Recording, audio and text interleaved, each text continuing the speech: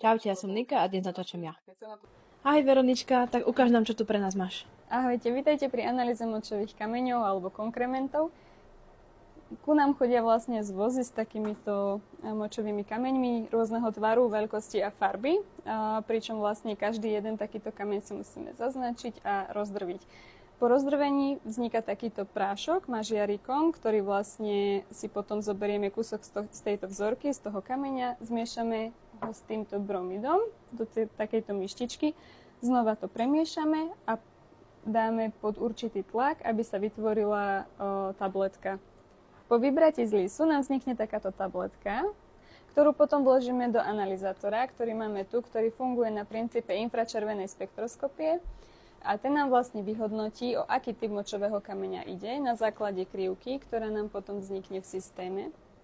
A môžu to byť rôzne kalcium oxalátové kamene, juvelít, vedelít alebo v menšom zastúpení kamene kyseliny močovej a tak ďalej. A môžeme tuto vidieť na plagáte, aké môžu byť rôzne typy tých kameňov a naozaj aj tá veľkosť je vždycky iná.